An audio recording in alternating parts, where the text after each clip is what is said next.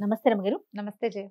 రమగారు, పెళ్ళికి ముందు మాట్లాడుకునేటప్పుడు అబ్బాయి కానీ అమ్మాయి కానీ పని పాట వచ్చా అని అడగాల. అసలు ఈ పని పాటలో అసలు ఏముంటాయి రమగారు? బోల్డ్ అని ఉంటాయి. అవునా? స్నానం చేసి టవల్ ఆడేయటం దగ్గర నుంచి అన్నీను. మార్నింగ్ బ్రేక్ఫాస్ట్ చేయటం, బాక్సులు సర్దటం, డైనింగ్ టేబుల్ తుడవటం, అలాంటివన్నీ కూడా పనులే కదా జయ. అవన్నీ అవసరమే. పని వచ్చా రాదా, ఏం పనులు చేస్తావు నువ్వు, అసలు నీ రొటీన్ ఏమిటి అనేది మొదటి ప్రశ్న. ఇప్పుడు మనం ఏం కనుక్కుంటున్నాము, సాధారణంగా పెళ్ళిళ్ళు పెద్దగా కనుక్కోవట్లే, ఏదో ఓం పెళ్ళిళ్ళు అయిపోతున్నాయి. మన మధ్యవర్తులు ఉండే పెళ్ళిళ్ళు కొన్ని, లేకపోతే మ్యాట్రిమోనియల్స్ ద్వారా. మా బంధువులు అయితే వాళ్ళ అమ్మ మంచిది, నాన్న మంచివాడు, పిల్ల బుద్ధిమంతురాలే, మంచి మార్కులు వచ్చినాయి, అలాంటివి చెప్తారు. అసలు బంధువుల ద్వారా లేదు లేవు, ఇప్పుడు ఆ వ్యవహారం లేదు. మ్యాట్రిమోనీ ద్వారా చేసేసుకుంటాము. అప్పుడు నీ ఐడియాలజీ నా ఐడియాలజీ, నీకెంత జీతం నాకెంత జీతం, నువ్వే కాలేజీ నేనే కాలేజీ, మీ అమ్మా నాన్న ఎక్కడ ఉంటారు, మా అమ్మా నాన్న ఇది, నీ ప్రీవియస్ శాలరీ ఏం చేసావు, కొత్తగా ఏం ప్రాజెక్టులు చేస్తున్నావు, ఆఫ్లైన్ అదే దాన్ని ఏదో అంటారు ఆన్ సైట్ వెళ్తావా, ఇవే ప్రశ్నలు. టేస్ట్లు అక్కడి నుంచి నీకేమి ఇష్టం నాకేమి ఇష్టం, తిండి తిప్పలు కదా. అక్కడి నుంచి ఫోటోలు, నగలు, నాణ్యాలు, నువ్వేం కొనుక్కున్నావు, ఏం అసెట్స్, ఇవి మాట్లాడుకోగలుగుతారు. అంతేగాని నీకు పని వచ్చా అది అడగలేకపోతారు. నీకు పని వచ్చా వంట వచ్చా అని అడగని, ఏంట్రా వీడు హోటల్ పెట్టిస్తాడా మనతోటి అని అమ్మాయిలు రియాక్ట్ అవుతారు. అబ్బాయిని పని వచ్చా అని అడగడం మన సంప్రదాయం అసలు కాదు. అసలు ఆ క్వశ్చనే లేదు, లేదు. అబ్బాయిలు ఏ పని రాకుండా, ఏ ఒక్క పని చేసుకోకుండా, పెళ్ళాం వచ్చిందిలే చూసుకుంటుందిలే అని కాళ్ళు బార జాపుకుని ఉండే అబ్బాయిలు బోల్డ్ మంది ఇప్పటికీ కోకలలు. పని చేసే మగపిల్లలు బంగారు కొండలు ఎంతమంది ఉన్నారో. అలాగే పని పాట లేకుండా ప్రతిదీ వైఫే అమర్చి పెట్టాలని, సమస్తము భార్య చూడాలనుకునే వాళ్ళు ఇప్పటికీ ముందు తల్లి చేసి ఉంటారండి. ఇంకా పెళ్ళి అయిపోయిన తర్వాత భార్య చెయ్యాల్సిందే అనే ఆలోచనలో ఉంటారు కదా. అవును, ఉంటారు. తల్లికి నుంచే ఉంటదేమో అనిపిస్తుంది. తల్లులు కూడా నేర్పిస్తారు. పెద్దయ్యాక వచ్చి పెళ్ళాం వచ్చి చూసుకుంటుంది, పెళ్ళాం వచ్చి చూసుకోవాలి, మావాడికి వండి పెట్టావా, మావాడికి ఏం వండి పెట్టావు, ఇలాగే అడుగుతారు తల్లులు. ఆ మావాడికి ఏం వండి పెట్టావు అని అడిగారు మా అత్తగారంటే నాకు అరికాలమంట నెత్తికెక్కు. నువ్వు ఆ ప్రశ్న అడిగావు, అమ్మాయిని బాగా చూసుకున్నావా అని కొడుకుని అడుగుతుంది తల్లి, అడగదు. ఏమన్నా హెల్ప్ చేస్తున్నావా, ఆ మాటలు రావు. అబ్బాయి హెల్ప్లు అవేం చెయ్యడు మావాడు, వాడికి అలవాట్లేదు. ఈ అమ్మాయికి ఏం అలవాటు ఉంది పాపం, పెళ్ళాం కాబట్టి అది పని చేయాల్సిందే. పని అనేసరికి మగపిల్లల విషయంలో రమ్మగారు ఏదైనా ఒక ఉద్యోగానికి వెళ్ళటమా, ఏదైనా వ్యాపారం చేయటమా, డబ్బులు సంపాదించడం, అదే పని తప్ప ఇంట్లో చేసేది పని కాదు. అదే ఈ వ్యాపారము వీటి మీద ఒక మంచి కథ ఉంది, చెప్తాను. ఓ కథ చెప్తారా? దీని చాలా అద్భుతమైన కథ, బ్రహ్మాండమైన పురాతన గాథ ఒకటి ఉంది. చెప్పండి చెప్పండి. పూర్వం ఒక రాజుగారు ఉండేవారు. ఈ రాజుగారు కొంచెం ఎంగే, పెళ్లి కాలేదు ఆయనకి. ఒకనాడు ఆయన ఒక వేటకి వెళ్తూ ఒక గొర్రెల కాపరి వాకిట్లో ఉన్న ఒక సౌందర్యవతైన అమ్మాయిని చూసి ముచ్చటపడ్డాడు. అమ్మాయి చాలా బాగుంది, గొర్రెలు తోలుతుంది, చక్కగా మన్నికగా, మనిషి బాగుందన్నమాట, నాణ్యంగా ఉంది చూడ్డానికి. అయితే ఆయన ఏమనుకున్నాడు, ఏదో రాజకుమార్తెల్ని వాళ్ళని వీళ్ళని తెచ్చుకుంటే, వేరే దేశం నుంచి తెస్తే వాళ్ళకి మన భాష తెలీదు, అడ్జస్ట్ అవ్వడానికి చాలా కాలం పడుతుంది. అదే మన దేశంలో కష్టపడి పని చేసుకునే పిల్లని కనుక చేసుకుంటే చేలోకుగా ఉంటుంది, వాళ్ళ పద్ధతులు మనం ఇక్కడ పాటించక్కర్లా, బాగుంటుంది. ఇది ఒక ఆలోచన ఉంది ఆయనకి. పిల్లేమో అందంగా ఉంది. సరే బాగుందని మంత్రి గారిని పిలిచి చెప్పాడు, ఆ ఫలానా చోట గొర్రెలు కాపరి ఒక ఆయన ఉన్నాడు, ఆయనకు ఒక కూతురుంది, ఎంతో బాగుంది, చక్కటిది, ఆ పిల్లని పెళ్లి చేసుకుంటానని కబురు చేయమన్నాడు. సరే మంత్రి గారు కాదని ఎందుకంటాడు, కబురు చేశాడు. వెళ్ళాడు అక్కడికి. వెళ్ళి అమ్మాయి రాజుగారిని పెళ్లి చేసుకుంటామంటే, మీ రాజుగారికి ఏం పనొచ్చు అని అడిగింది అమ్మాయి.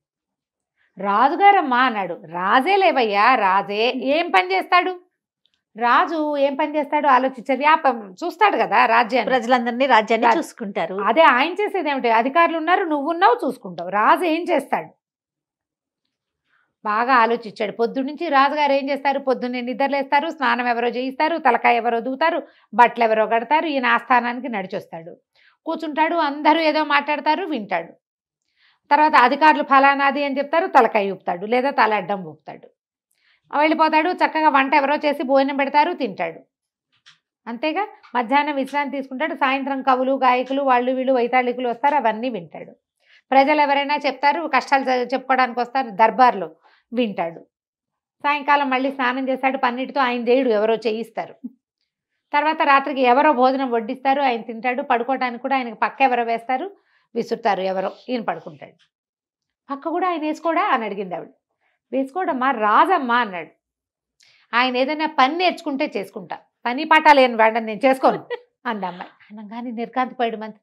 పనే, రాజుగారికి పని ఏమిటి, రాజుగారు ఏం పని చేసుకుంటాడు, ఇది లాభం లేదని వెళ్ళేసరికల్లా రాజుగారు అన్నాడు, కాదు ఇందులో ఏదో ఒక పాయింట్ ఉంది, సరే ఏదైనా ఒక పని నేర్చుకుందాం, ఏం నేర్చుకుందాం అని ఆలోచిస్తే రకరకాలు ఉన్నాయి, వస్త్రాలు నేయటాలు, తివాసీలు నేయటాలు, అలా బోల్డ్ పనులు ఉన్నాయి. అది కొంచెం కాశ్మీర్ దేశం, అక్కడ ఏంటంటే ఉన్నితో పనిచేసే పద్ధతి ఉంది. అయితే ఆయనకి తివాసీలు అవి నీట్గా అందంగా ఉంటే ఇష్టం. అయితే కొంతమంది పని వాళ్ళు తివాసీలు నేర్చుకుంటే చూడడానికి ఈయనకి ఇంట్రెస్టింగ్గా ఉంది. నేనేమన్నాడు, తివాసీ నేర్చే పని నేర్చుకుంటానన్నాడు. ఒక 15 రోజుల పాటు వాళ్ళ దగ్గరే ఉండి, కష్టం అది, నేత చిన్న పని కాదు, నేర్చుకున్నాడు. నువ్వు సొంతంగా నేయగలటం వచ్చిందా, ఊరికే పని రావడం కాదంటే సరే సొంతంగా నేయటానికి 6 నెలలు సమయం తీసుకుని తనే ఒక 10 రోజులు కూర్చుని ఒక తివాచీ నేయటం ఆయన మొదలుపెట్టాడు. నేసి పంపించాడు ఈ అమ్మాయికి, ఈ పని వచ్చు రాజుకి అని, ఏదో ఒక ఉపయోగపడే పని వచ్చు అని చెప్పి పెళ్లి కొప్పుకుంది. బాగుంది, పెళ్లి చేసుకుంది. ఈయన అప్పుడప్పుడు ఆ పని చేసేవాడు. అది అలవాటు లేకపోతే పోతుంది కదా, మరి నేర్చుకున్న విద్య అతను అమ్మాయి నేర్పించింది బలవంతంగా. అమ్మాయి చక్కగా కులాసాగా అందరితోటి బాగా ఉండేది. ఈయన కూడా రాణితో చాలా సంతోషంగా ఉంటుంది. అమ్మాయి చాలా అందమైంది, మంచి చురుకైంది, తన పనులు తను చేసుకుంటుంది. ఈ స్నానాలు చేయించడాలు వాటికి ఒప్పుకునేది కాదు. రాజును కూడా చూస్తున్నాం, వాళ్ళెవరో చేయించడం, నీ దారి నువ్వు చేసుకోక అట్లా అనేది. బాగుంది జీవితం. ఒక సంవత్సరంన్నర గడిచింది. సంవత్సరంన్నర తర్వాత రాజుగారు ఏం చేశాడంటే, మారువేషం వేసుకుని ఆయన ఊళ్ళోకి వెళ్ళటం ముందు నుంచి అలవాటు. ఆ మారువేషంలోనే ఈ అమ్మాయిని చూశాడు. అయితే ఏం చేశాడు, మారువేషం వేసుకుని ప్రతి శుక్రవారం వెళ్ళేవాడు. ఊళ్ళో కొన్ని కొత్త వీధులు అవి పెరిగినాయి అన్నమాట. ఈయన కొత్త వీధుల వైపు వెళ్ళాలి, అక్కడ చూడాలి ప్రజలు ఎట్లా ఉన్నారు, ఏమిటి, ఏమైనా మోసాలు జరుగుతున్నాయా, పరదేశులు ఎవరైనా వస్తున్నారా తెలుసుకోవాలిగా. రాజు అనేది అదొక క్రియ అనమాట, రాజులు చేయవలసిన క్రియ. ఈయన ఏం చేశాడు, ఒక కొత్త వీధి వైపుకి వెళ్ళాడు. అక్కడ ఒక సత్రం బయట చాలామంది జనాలు వాళ్ళు కనిపిస్తున్నారు, బాటసార్లు వాళ్ళు సత్రంలోకి వెళ్తున్నారు. ఇతను ఏం చేశాడంటే ఆ సత్రం దగ్గర నిలబడి ఉన్నాడు. ఆ సత్రం యజమాని కొద్ది కాలం క్రితమే వచ్చాడు. అతను ఎప్పుడు దర్బారుకి రాలా, రాజును గుర్తుపట్టాడు. గుర్తుపట్టక ఈ బయట నిలబడి ఉన్నాడు కదా, లోపలికి రా, ఏమైనా తిందు కానీ తాగుదు కానీ అని పిలిచాడు. నేను నీకు తెలుసా అన్నాడు రాజు. తెలియడం ఎందుకు, వీళ్ళందరూ రావట్లా, అలాగే నువ్వు కూడా వస్తావు అన్నాడు. సరే రాజుగారు లోపలికి వెళ్ళాడు. ఏ ఊరు ఏమిటంటే ఏం పెద్దగా సమాధానం చెప్పలే. ఎవరైనా ఊళ్ళో తెలిసిన వాళ్ళు ఉన్నారా అని అడిగాడు సత్రం యజమాని. ఎవ్వరూ తెలీదు, నేను ఇప్పుడే బయట ఊరి నుంచి వస్తున్నాను అన్నాడు. ఆనంగానే రాజుగారి పెడరెక్కలు విరిచి కట్టేశారు లోపల. ఇలా ఎవ్వరూ తెలియకుండా ఎక్కడికి వెళ్ళకుండా మొదటే వచ్చి సత్రానికి వస్తే వాళ్ళని కట్టేసి అమ్మేసుకుంటారు. ఏమనాలి మనం ఇప్పుడు, దాన్ని ఏదో అంటారు కదా, కిడ్నాప్ చేయటమా, కిడ్నాపింగ్, తీసుకెళ్లి వేరే చోటకి అమ్మేసేయటం, బానిసలుగా అమ్మటం. ఓకే, ఏమనుకున్నారు, చక్కగా గట్టిగా హఠాకట్టుగా రాజుగారు మరి శుభ్రంగా పుష్టిగా ఉన్నాడు, బాగున్నాడు, వరే గుర్రాన్ని తీసుకెళ్ళి లోపల కట్టేయండి అంటే గుర్రాన్ని మాయం చేసేశారు. రాజుగారిని లోపల కట్టేస్తే రాజు మెల్లిగా ప్రశ్నించడం మొదలుపెట్టాడు. 2 రోజులు గడిచినాయి. రాజుగారు మారువేషంలో వెళ్ళాడు కానీ ఇంటికి రాలేదు, తెలిసింది మొత్తం కోటలో అందరికీ. చూస్తున్నారు ఆయనే వస్తాడేమో లేని, ఏమీ సందడి లేదు. ఈ లోపల ఈ రాజుగారికి 2 పూటలు భోజనం పెట్టారు. 3వ రోజున ఆయన అడిగాడు, ఏం చేస్తావు నన్ను, ఏమిటి ఇక్కడ ఏం మెథడ్ ఏముంది అని అడిగితే, ఇలా అబండన్గా అంటే ఎవరో తెలియకుండా వేరే ఊళ్ళ నుంచి వచ్చి ఏ గుర్తింపు పత్రాలు లేని వాళ్ళని బానిసలుగా అమ్మేస్తాను అన్నాడు. అమ్మేస్తాను అనేసరికి ఎంత వస్తుంది అంటే, నువ్వు శుభ్రంగా ఉన్నావు, 100 వరహాలు వస్తుంది నీకు అనేసరికల్లా ఇతను అన్నాడు, నాకు ఒక్క 10 రోజుల సమయం ఇవ్వు, నేను అందంగా తివాసీలు నేయటం వచ్చు, నన్ను అమ్మేస్తే నీకు 100 వస్తుంది, నేను చేసిన తివాసీ కనుక అమ్మితే నీకు 500 వస్తాయి, జరిపోగులు వేసి చేయటం కూడా తెలుసు, నువ్వు ఒక 100 రూపాయలు ఖర్చు పెట్టి వస్తువు తెప్పించు, 500 వచ్చే మార్గం చూపిస్తాను నీకు అన్నాడు. ఈ యజమానికి ఆశ పుట్టింది, సత్రం యజమానికి. ఎప్పుడు చేయలే ఇది, ఈ మనుషుల్ని తేవటం, వాళ్ళు లబో దిబోమని అరిచి కేకలు పెట్టడం, వీళ్ళు ఎట్లాగో మూతులు కట్టేసి కాళ్ళు కట్టేసి చేతులు కట్టేసి మోసుకెళ్ళటం, ఈ మనుషుల్ని ఎక్కడికైనా ఎక్స్పోర్ట్ చేయడం కూడా కష్టం కదా, హ్యూమన్ ట్రాఫికింగ్ అది కష్టం, చాలా టఫ్, చాలా జాగ్రత్తగా చేయాలి. మధ్యలో ఎక్కడైనా వీడి నోరు కట్టు కనుక విడిపోయిందంటే సైనికులకు తెలిసిపోతుంది. రిస్క్ లేకుండా 500 వచ్చే మార్గం ఏమిటో చెప్తున్నాడు కదా, మనిషి చూస్తే పద్ధతిగా ఉన్నాడు, వేళకు పెట్టింది తినేస్తాడు, మాట్లాడకుండా కూర్చుంటున్నాడు. ఆయన ఏమంటలా చూస్తున్నాడు పరిస్థితి ఆకలింపు చేసుకోవడానికి. ఇప్పుడు బీదా బిక్కి జనం అనుకో భయపడి అరుస్తారు. అవును, ఈయనకేం భయం రాజుకి. సరే సామాన్లన్నీ తెప్పిస్తాను అయితే అని చెప్పేసి ఎక్కడో బజార్ నుంచి ఈ వస్తువు, ఈ తివాసీలు నేయడానికి సరిపడా సామాగ్రి అంతా తెప్పించాడు. రాజుగారు చక్కగా అన్ని సాంగంగా ఏర్పరచుకుని 10 రోజుల పాటు కూర్చుని విశాలంగా చక్కటి తివాసి నేసాడు. అందులో పైన ఒక కార్నర్లో ఓ పేరు, కింద కార్నర్లో ఇంకో పేరు రాసి పెట్టాడు.